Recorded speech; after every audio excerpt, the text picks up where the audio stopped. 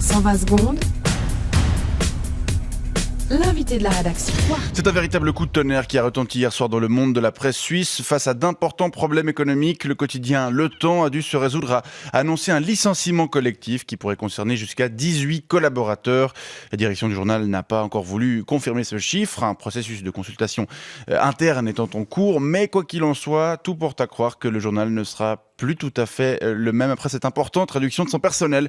On en parle avec vous ce matin. Jean-Félix Magnien, bonjour. Bonjour monsieur. Vous êtes banquier privé à Genève, fidèle lecteur du Temps, et ce depuis son lancement. Oui, même si j'ai d'abord lu ce journal par défaut. Voyez-vous, j'étais un lecteur assidu de Feu, le journal de Genève, et j'avais à l'époque été catastrophé par l'annonce de la fusion de cet archétype de la presse libérale classique avec la feuille de chou gauchisante qui était alors le Nouveau Quotidien. Une fusion qui est intervenue entre ces deux titres en 1998 pour donner naissance au Temps, c'est ça? Oui, je n'ai alors plus eu le choix, j'étais mis devant le fait accompli, je n'allais tout de même pas m'abonner à la Julie. Oui, la Tribune de Genève. Oui, ou pire encore, au Courrier.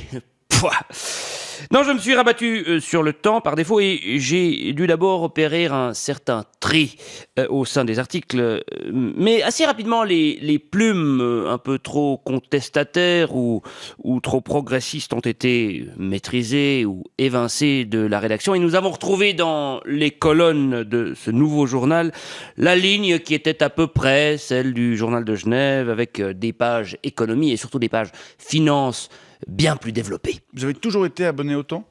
Oui, même si ce n'est pas moi qui paie les 504 francs annuels d'abonnement, ce qui, entre parenthèses, est un peu moins cher que votre redevance SSR. Non, c'est un petit peu plus en fait. La redevance radio-TV s'élève à 462 francs 40 par an. Oui, enfin peu importe. Quoi qu'il en soit, ce n'est pas moi, mais mon secrétariat qui paie cette paille, le Temps étant pour moi un outil de travail, comme on dit, comme c'est le cas d'ailleurs pour bon nombre d'autres abonnés que je côtoie. Alors le prix de l'abonnement a passablement augmenté, plus de 20% en 5 ans, mais ça n'a pas suffi à faire face à l'érosion des revenus publicitaires et les 120 000 lecteurs du Temps pourraient être prochainement privés de certains contenus. Oui, tant qu'ils ne suppriment pas les 2 pages fonds de placement en fin de journal. Alors ça, il y a peu de chance parce que ce sont des pages publicitaires.